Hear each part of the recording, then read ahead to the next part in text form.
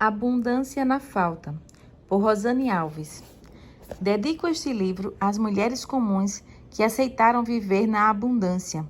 Também dedico às minhas irmãs, filhas da Dona Bete, em agradecimento pela jornada que fizemos juntas. Amo abundantemente a cada uma de vocês. E a Angelina, a pequena menina que fez transbordar a minha vida com amor. Prefácio. Publicar o primeiro livro é um desafio, pois lançar-se ao novo, expor publicamente as ideias, demanda coragem e resistência, mas não imaginava que os desafios aumentariam a cada novo projeto.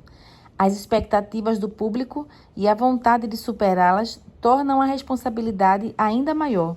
E estamos aqui. Mais um livro está pronto e diante de você. Ele foi escrito para trazer informações indispensáveis, para tocar o seu coração profundamente e para inspirar mudanças que não podem mais esperar. Tem neurociência? Claro que tem. E as dicas práticas? Recheei o livro com elas. Tem histórias? Se você me conhece, sabe que elas não poderiam faltar. Tem poemas? Os mais significativos, escritos pela minha irmã caçula. Por isso, estou muito feliz porque começaremos juntas esta jornada. Você talvez esteja buscando respostas ou significado para a vida, ou até mesmo quer aproveitar essa oportunidade para se conhecer melhor e se transformar. É muito bom tê-la aqui. Este espaço é para você que já avançou a fase da adolescência, conquistou muito mais do que planejou e sabe que ainda há muito a fazer para si. Aqui poderá entender um pouco mais sobre as suas demandas, quais caminhos parecem ser mais assertivos a seguir e, claro, a avançar no entendimento sobre a própria vida, enfrentando os próprios desafios e desenvolvendo o autocuidado. Não desanime se ainda existem medos que tiram o sono ou alteram a rotina. A sua história de vida, talvez incluindo situações traumáticas, é que geraram essas inseguranças. Não se culpe, mas aproveite a oportunidade que está diante de você para se sentir mais segura e satisfeita com a vida. Nós vamos conversar a partir de agora sobre o universo feminino, experiências, potencialidades, dores e aprendizagem. Você será desafiada a refletir profundamente, a olhar com sinceridade para a própria história, a provocar mudanças que há muito são necessárias. Para esta jornada, sempre que oportuno, quero trazer para nossa discussão a história da minha mãe, por considerá-la repleta de pontos para exemplificar as vivências femininas. Peço-lhe então permissão para pensar em voz alta e refletir com você sobre as profundas lições que aprendi com minha mãe, com o intuito de gerar amadurecimento. Quero poder segurar a sua mão a fim de sustentarmos uma a outra nos assuntos delicados contidos nas páginas deste livro. As lágrimas foram inevitáveis em muitos momentos, pois falar da história da minha mãe evoca sentimentos que me tocam profundamente. Por isso, prepare-se para visitar assuntos profundos que tocarão seu coração também. Aproveite cada conversa para refletir sobre o sentido da vida, para rever com coragem e honestidade aqueles lugares sombrios ou difíceis da sua história e, igualmente importante, agir para que a sua trajetória seja ainda melhor. Leia o livro no seu ritmo. Maratonar não é a proposta aqui. Por vezes, uma pausa será necessária e a reflexão do silêncio terá seu lugar. Foque mais no resultado do que na velocidade da leitura. Comecemos então a jornada. Revirando o álbum. Não se acanhe se tiver que revirar, se tiver que voltar a se olhar, se tiver que se perguntar: para onde eu me virei que perdi o meu sonho? Revire. Revire o fundo do baú da vida. Revire os sentimentos mais profundos. Revire sua rotina, seu caos, seus amores, suas dores, seus limites. Revire, mas não vire. Não vire para os lamentos, para os sofrimentos, para o outro que te faz mal. Não vire para o lado que não consiga ver o brilho dos seus olhos, que não consiga ouvir a sua voz encantada, que não consiga se surpreender com suas descobertas, ou que não consiga perceber seus passos. Ah, seus passos. Seus passos podem te levar nesta reviravolta, além da foto antiga ou da imagem refletida no espelho. Pode te levar para caminhos cheios de possibilidades e de felicidade. Revire a sua história e seja feliz. Rosângela Moraes. Vivendo a Falta, capítulo 1. De que histórias somos tecidos? Tecidos de amor, de traumas, de dor ou de pavor? De todas as cores, de alegria ou de tirania? Do esperado e anunciado ou do desprezado e equivocado? Do enxoval bordado, do doado ou do negado? Será que somos ainda tecidos, entrelaçados ou entristecidos? Recontados ou narrados? Será que ainda amarram a nossa vida ou já conseguimos tecer com maestria? Se tecemos, o que tecemos? Ou há tempos desistimos de tecer? Misturamos sentimentos ou nos apegamos apenas em tecidos ingratos que nos fizeram sofrer? Se teço ou tecido, tecido foi um prazer, prazer de viver. Corro no tempo, paro no laço, remexo um abraço, lembro do beijo, suspiro no espaço, me perco no passo. É só mais um traço na linha do tempo que acabei de viver. Traço estratégias para guardar traços sagrados no altar. Guardo no coração o que me move e desfaço o que me afeta, mesmo que venha doer. Faço circo, danço no palco, choro no escondido ou na multidão, de drama ou de romance, de comédia ou de ação. Sou narrativas, narro histórias, invento histórias, me reinvento. Da alma traçada pelo caminho que nasci, redescubro significados sem fim. Não sou a mesma da história que contaram para mim. Agora vivo, sou tecido e tecelã da minha vida. E você, tece o quê? Rosângela Moraes. Tenho acompanhado muitas histórias, tecidas por diferentes fios. Algumas dessas me arrancaram boas gargalhadas, com outras eu choro profusamente. Mas, acima de tudo, aprendo muito, pois sou desafiada a olhar para a vida a partir de outro ponto de vista e, também, a ser mais generosa com quem vive sob duras marcas do sofrimento, presas a algum nó difícil de desatar. Já conversei com mãe desesperada porque o filho estava no corredor da morte ou por ter sido assassinado brutalmente. Encontrei-me com mulheres tentando sobreviver às consequências do abuso sexual cometido por pai ou irmãos, suicídio, adultério, maledicência, doença, infertilidade, sofrimento de todas as espécies, tecendo vidas com diferentes formas, tamanhos e resistências. Escuto as narrativas com paciência, respeito o coração apertado. Fico ali tentando ajudar da melhor maneira possível, mesmo que o encontro seja de poucos minutos, enquanto autografo um livro. É muita falta. Falta amor, falta compreensão, falta respeito próprio, falta saúde, falta sentido. Falta a esperança de novos tecidos nas tramas da vida. Falta é sinônimo de escassez, pouquidade, privação, lacuna, omissão, ausência, carência, falha, irregularidade, lapso, erro, infração. Tem uma conotação negativa, destruidora, limitadora. Parece uma sentença de uma vida picotada, incompleta e frustrante. E foi convivendo e escutando sobre tantas faltas que parei para pensar sobre o quanto a vida poderia ter mais sentido se a falta não sobressaísse a abundância. A abundância significa quantidade excessiva, uma porção, fartura. É ter bastante, é poder desfrutar da segurança e da tranquilidade de ter mais do que o necessário. Essas definições nos remetem a situações opostas, antagônicas, falta e abundância, cada uma no seu polo, ambas deixando marcas significativas nas mulheres.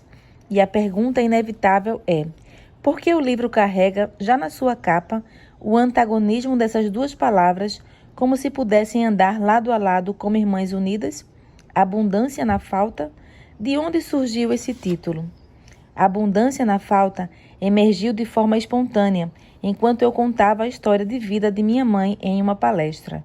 Eu nunca havia pensado ou usado tal expressão antes daquele momento, e por isso se tornou tão especial. Os meus pensamentos, enquanto falava naquela noite, me levaram à história de minha mãe e me fizeram perceber a possibilidade de não viver a fragilidade óbvia decorrente de uma origem desastrosa.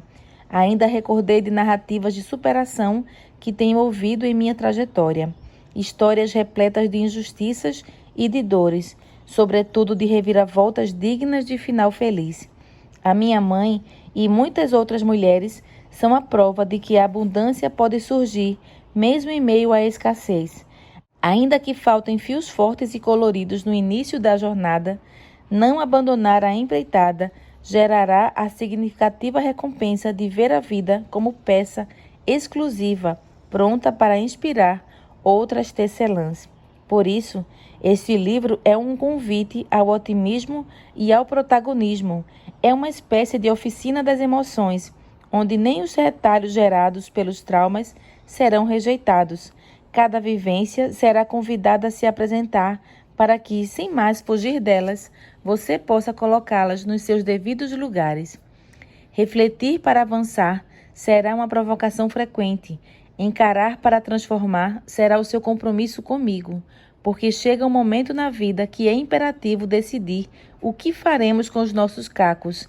Eu já me posicionei diante da minha história. Dos meus fragmentos farei mosaico. Nunca mais serei caco. Rosana Alves. A minha mãe também seguiu caminhos intencionais para avançar além da escassez e desfrutou da abundância reservada para quem não se entrega ao contentamento em operar uma máquina barulhenta e de costura torta. Pegou os seus fragmentos e agiu sobre eles, imprimindo sentido e forma para aquilo que parecia apenas caos. Aquela menina sentada no banco nem sonhava com o legado que construiria a partir de suas escolhas. Nem sequer considerava que as suas pequenas decisões impactariam seu futuro e as gerações que viriam. E imagine se ela soubesse que seria tema de um livro de inspiração e coragem para mulheres comuns e sofridas parecidas com ela. Estou empolgada com o que viveremos a partir de agora. As experiências que ela viveu ajudarão você a encontrar o próprio fio da meada, permitindo-lhe que desenrole a própria história e, caso necessário, passe a tecê-la com novas cores e formas. Comecemos a revirar o álbum das lembranças, circunstâncias, faltas e abundâncias. A nossa fábrica começará a tecer novas peças e, mais cedo do que você imagina, um desfile de novos modelos de histórias será espetáculo para quem quiser ver. A menina sentada no banco. Vamos lá. Confesso que nem sei por onde começar. Nunca me imaginei escrevendo um livro assim, que misturasse tanto emoções, recordações e lições de vida.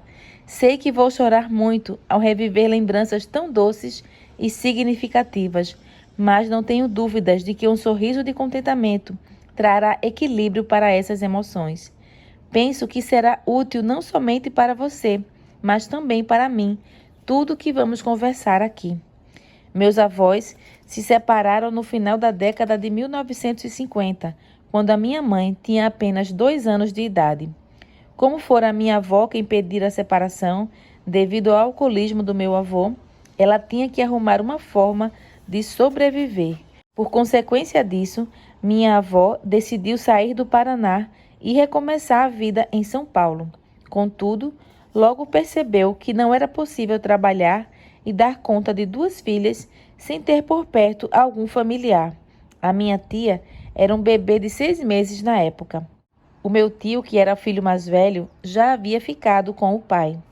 Por toda essa dificuldade, enfrentando uma cidade nova, com 2 menininhas para cuidar, decidiu deixar minha mãe com a avó materna em um vilarejo de Minas Gerais.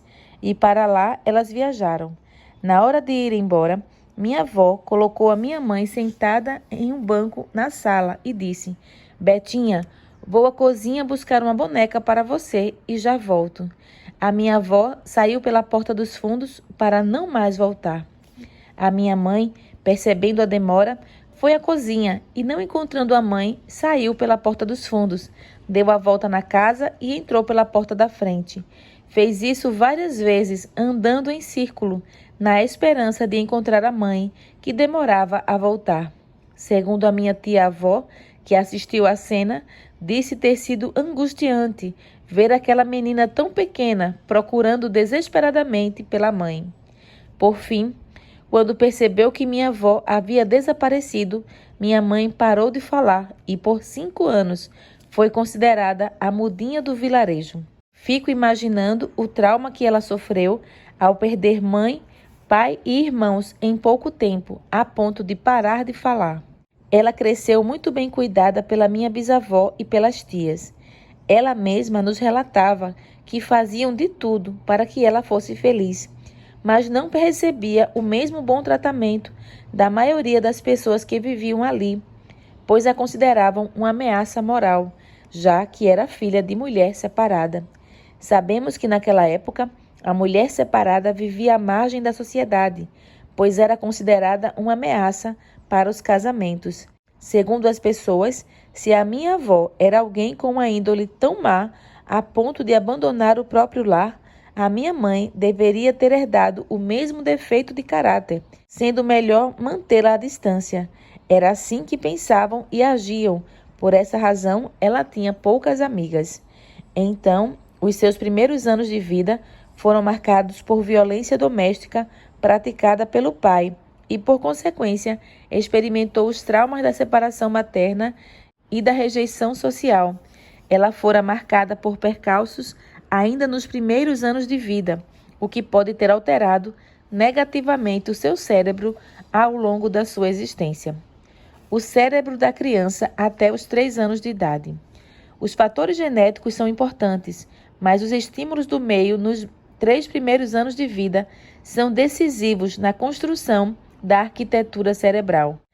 A capacidade adaptativa é moldada pelos aspectos positivos e negativos das experiências que impactam a criança no início da sua vida, que compreende da gestação até os 36 meses.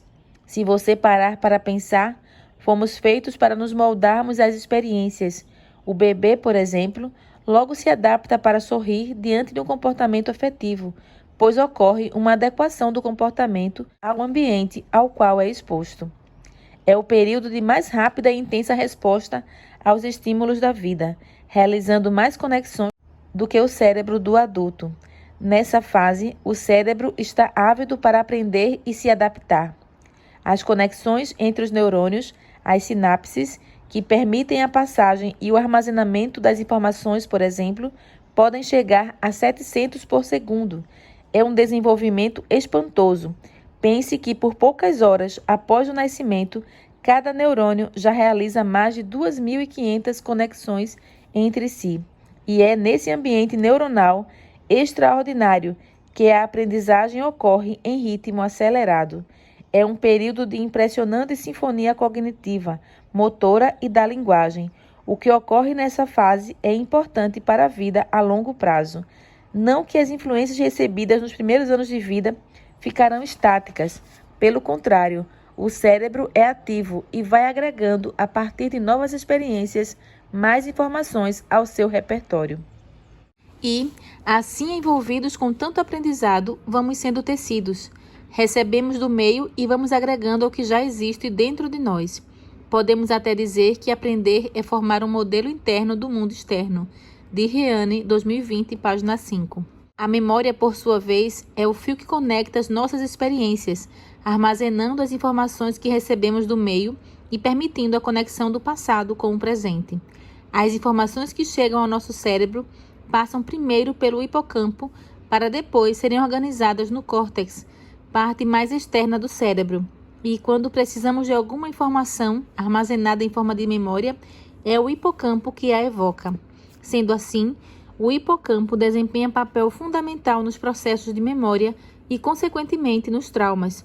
Então, não é à toa que em situações de estresse como a violência, o hipocampo possa ser severamente afetado. Se a mãe tiver sido vítima de maus tratos, a criança pode nascer com alterações prejudiciais da massa cinzenta, do hipocampo, da amígdala e de outras estruturas cerebrais. É uma herança transgeracional que pode gerar prejuízos sem precedentes. Em meninos e meninas que foram vítimas de 2 ou mais tipos de violência, a literatura científica aponta para uma diminuição do volume hipocampal, entre outras alterações cerebrais importantes.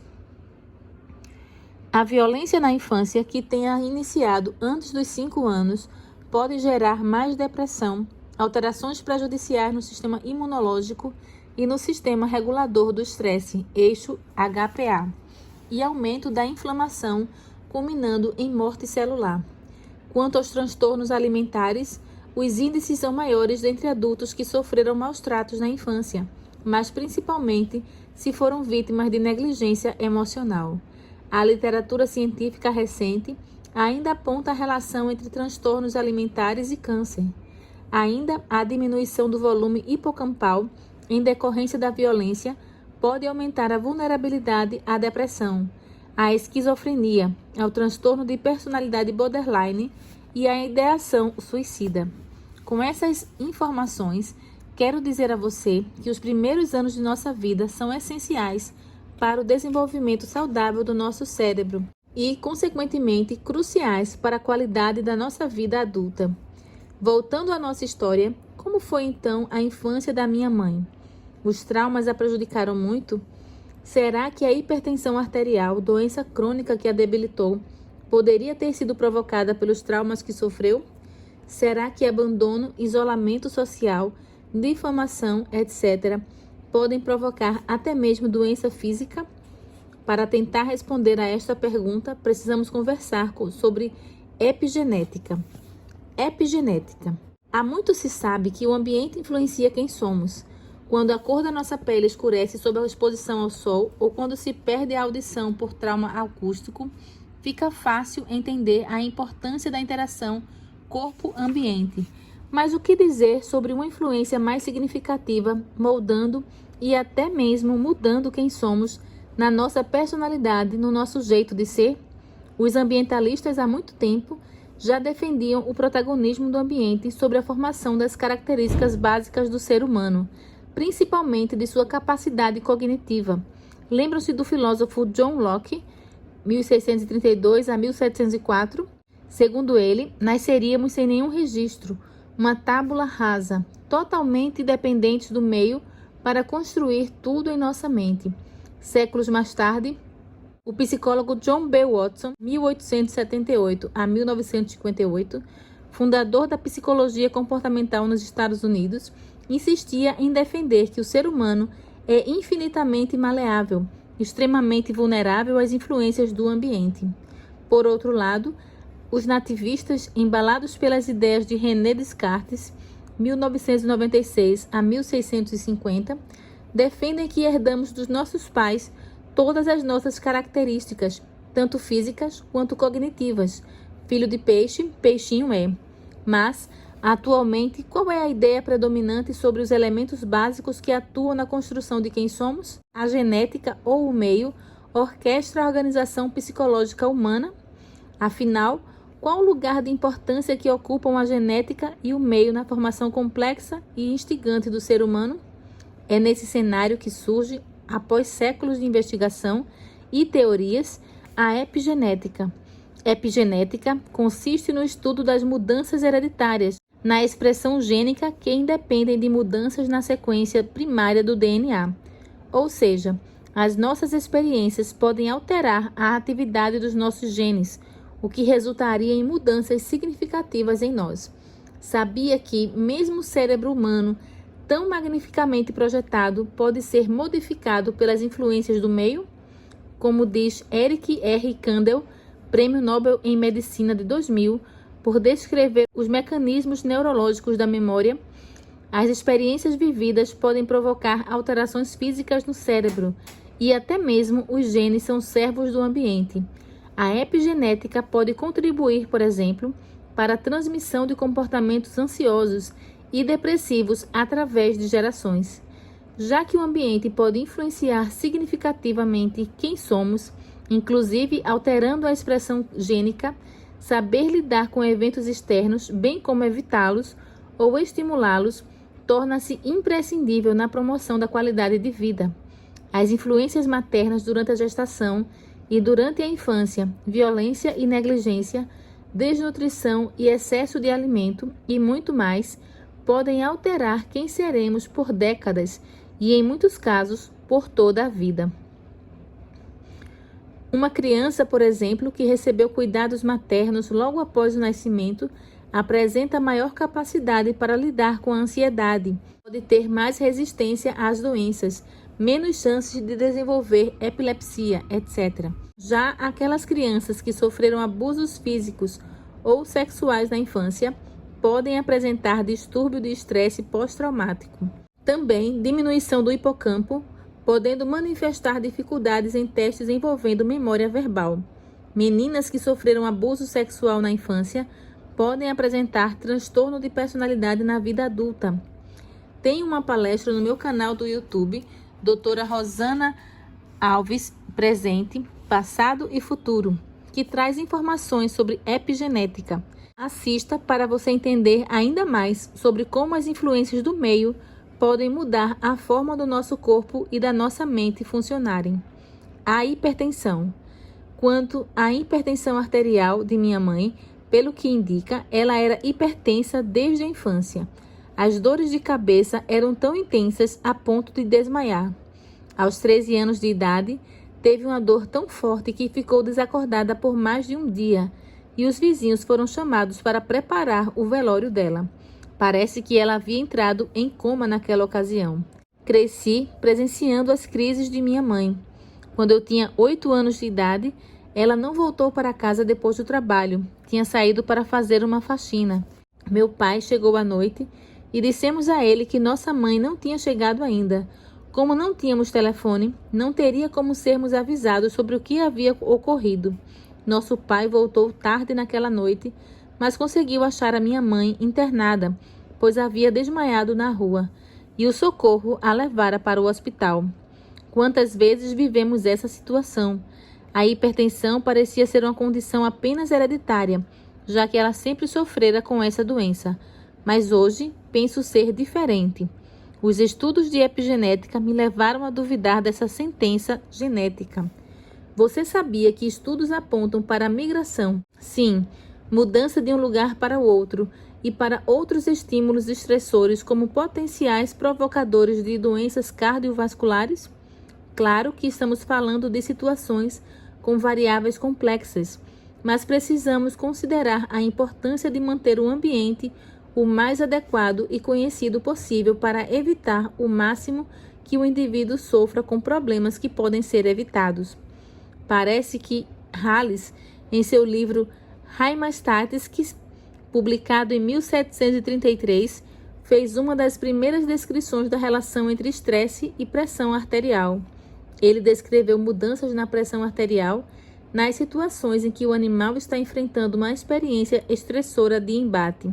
Também, J.P. Henry conclui em seus estudos que o impedimento de realizar os objetivos, bem como a insegurança, o bloqueio de sonhos e de vontades durante a fase de desenvolvimento, pode levar ao surgimento da hipertensão arterial sistêmica essencial. Esses são apenas alguns dos muitos estudos que consideram a hipertensão arterial uma doença que pode ser provocada por questões emocionais. Eu poderia escrever o capítulo todo sobre a epigenética e as doenças, mas há algo fundamental que não posso deixar para depois, sobre a prisão que muitos de nós vivemos. Sabe aquela ideia tão defendida na nossa sociedade de que basta querer que você consegue? Se sonhar, realiza? Pois é, ando com medo disso. E não pense que estou sendo contraditória, pois muitas vezes palestrei sobre a superação e até mesmo neste livro já desafiei você a mudar a própria história. Só ando preocupada com o desequilíbrio entre querer e poder. Sem dúvida que podemos nos esforçar e chegar mais longe, que a vida pode dar uma guinada se nos empenharmos mais. O problema é quando questões limitantes, aquelas que herdamos por conta dos traumas, etc., são colocadas como peso sobre os nossos ombros, como se fôssemos as únicas responsáveis por tais problemas existirem, e por isso teríamos que arcar sozinhas com a solução ou com as suas consequências. Quantas crianças cresceram ouvindo que eram burras quando foi o TDAH, transtorno de déficit de atenção e aprendizagem, que as impediu de aprenderem como os demais estudantes, e aquelas que não iam bem na matemática ou tiravam nota baixa nos ditados, mas ninguém sabia que elas eram abusadas sexualmente? até mesmo alterações de capacidade intelectual provocadas por doenças como sarampo. Precisamos ainda considerar que a privação alimentar na infância também pode levar a consequências cognitivas importantes. Nem todos vão ter as mesmas condições para alcançar os objetivos, entendeu? Para alguns, o caminho será mais acessível do que para outros. Talvez para você seja mais difícil manter a autoestima saudável, enquanto para outras, alavancar na vida profissional parece quase impossível. Não estou defendendo o vitimismo ou estimulando que as pessoas desistam de tentar melhorar. Pelo contrário, acredito sim no potencial humano para se superar. Meu alerta é apenas para o fardo, às vezes insuportável, que é imposto pelo empoderamento vazio. Respeite os seus passos, a sua história. Avançar rápido, além das suas forças, pode cansá-la demais e fazê-la desistir. Mas desejo, sobretudo, que você entenda que a epigenética pode influenciar sobremaneira a sua história, mas ela não precisa ser a palavra final em todas as áreas da sua vida. Até o final deste livro, você vai entender melhor o que desejo dizer. Você foi vítima de algum tipo de violência na infância? Se sim, qual prejuízo você acha que essa violência pode ter gerado em você? Devo perdoar a minha avó? Capítulo 2. A imagem sorridente da família produz em mim um sentimento ilusório do encontro e do abandono, da certeza e da incerteza. Será que vejo o certo? Ou só vejo o que quero? Ou não enxergo o que deveria ver? E quem vê? Será que na foto tudo fica mais lindo? Ou usamos filtro da perfeição? A mãe sozinha com 2 filhos se cansa? Será que ela dorme tranquila? Ou tem horas que não posta foto porque está desesperada e sem solução? Será que a foto não aceita brigas, intrigas? Ou maquiamos a dor que invade o coração? Não sei. Família. Tem fotos que não saem com amor.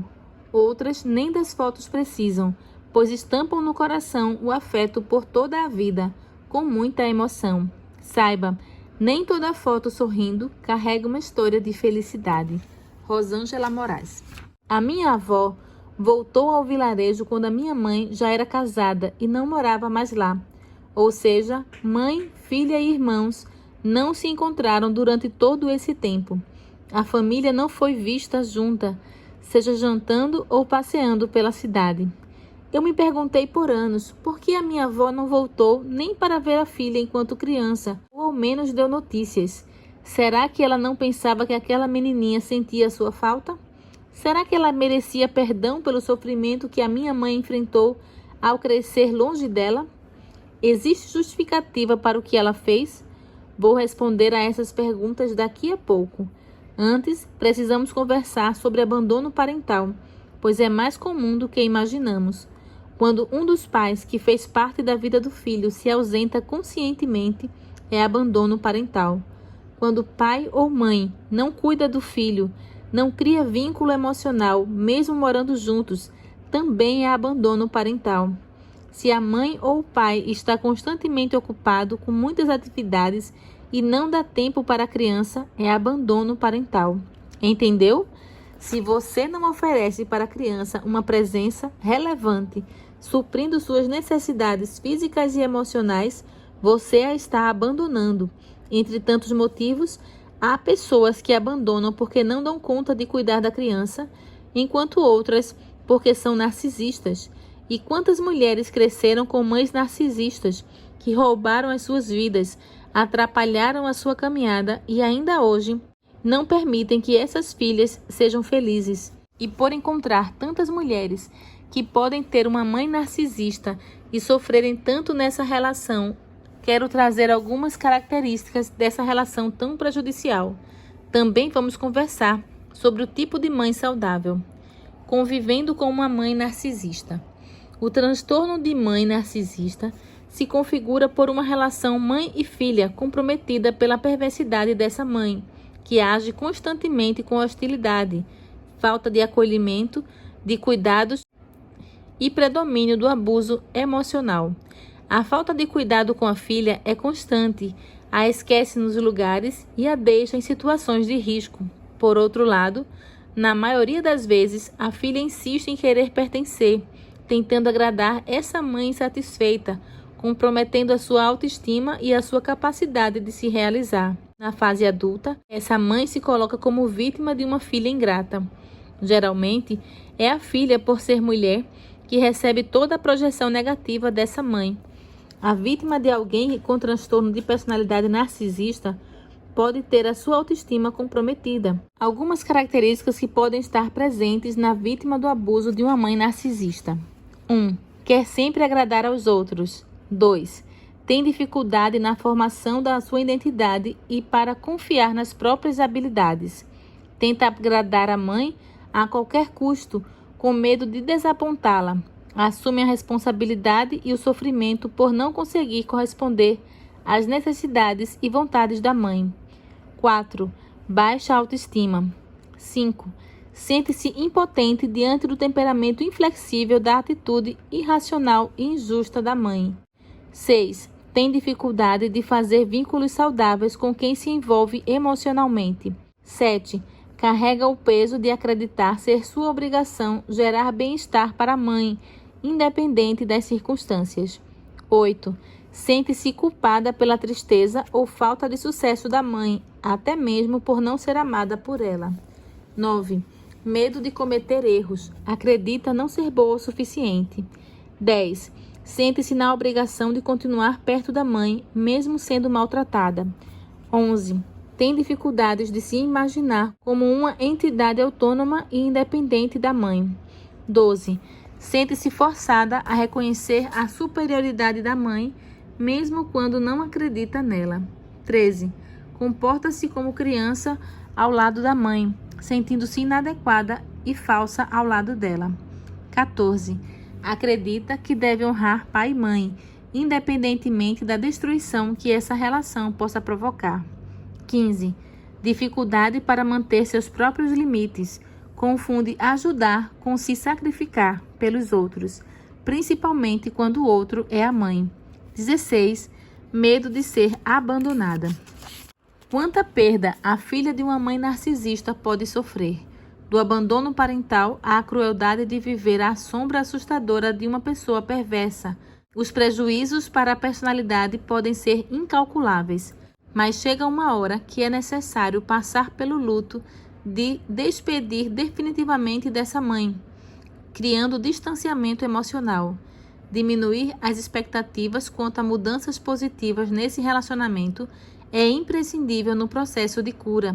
Sei que é um assunto delicado, difícil de lidar, mas se você percebe que vive um relacionamento abusivo, seja com sua mãe, com seu pai ou com qualquer outra pessoa, é necessário reagir para mudar essa situação. Se for impossível ou custoso demais enfrentar sozinha, na maioria das vezes procure ajuda profissional.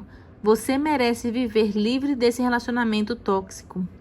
Mãe boa é aquela que se torna desnecessária. Lembrei-me agora dessa frase da psicanálise, que foi citada na supervisão clínica que coordeno, e não posso perder a oportunidade de escrever sobre esse assunto. Enquanto encontramos na mãe narcisista um perfil que encarcera seus filhos, convencendo-os de que não são nada sem ela, a mãe saudável gera autonomia nos seus. Se a mãe criou os seus filhos direito, sem querer externamente protegê-los de todos os erros, mantendo-os debaixo das suas asas ou sob o seu comando, ela os preparará para serem independentes. Será imperativo permitir que façam as próprias escolhas, que sigam o próprio caminho, porque o amor é libertação, é construção de identidade saudável, é comemorar a independência que se conquista em cada fase da vida. Uma mãe desnecessária não tem que ver com descartável, que perdeu sua importância ou função. É sobre aquela que corta o cordão umbilical para que o filho consiga respirar sozinho e tenha condições de se reconhecer como indivíduo com vontades e sonhos particulares. Com a mãe madura, o tornar-se desnecessária segue um curso normal, em que o filho fortalecido e independente sabe que sempre poderá contar com a mãe que o libertou e que sempre estará ali, como porto seguro, para que ele possa voltar sempre que quiser. Dar asas não significa cortar as raízes.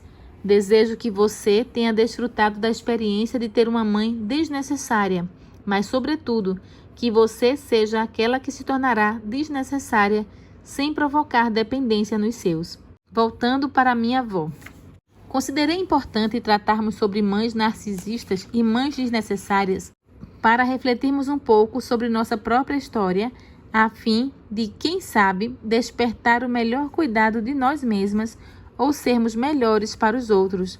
Mas preciso voltar a descrever a trajetória de minha avó para responder às perguntas que eu mesma levantei no início desse capítulo. Minha avó merecia perdão? Será que ela sabia do mal que provocara em minha mãe? Não sei o que você pensa sobre isso, se você mesma já viveu alguma experiência traumática que tenha exigido de você se posicionar quanto a perdoar ou não.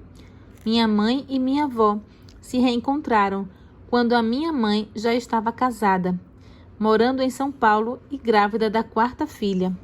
Eu nunca tive coragem de perguntar para minha avó por que ela não voltou, pelo menos para saber como minha mãe estava. Ela faleceu sem nunca tocarmos neste assunto, mas aprendi uma lição. Se não perguntei para minha avó o porquê disso tudo, não tenho o direito de tirar minhas próprias conclusões. Não posso julgar os outros, simples assim. Já parou para pensar o quanto somos rápidas para concluir sobre o comportamento dos outros a partir da nossa visão da história? E que essa conclusão pode ser equivocada, principalmente se estivermos emocionalmente envolvidas com ela? E para piorar, usamos as seguintes palavras: eu no lugar dela. Com isso, estamos assumindo uma posição superior aos outros, pois as nossas atitudes seriam melhores do que as que tiveram. Pare de julgar.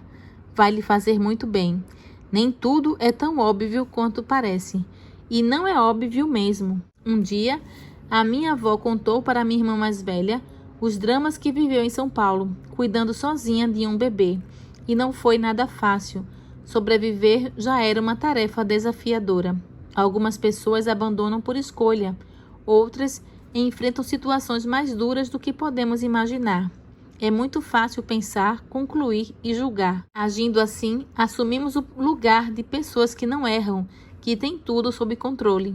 Às vezes, acho que não entendemos direito o que é perdão. Pensamos que é nos libertar de qualquer pensamento negativo sobre o outro, ou viver sem nenhuma lembrança sobre o fato que nos magoou.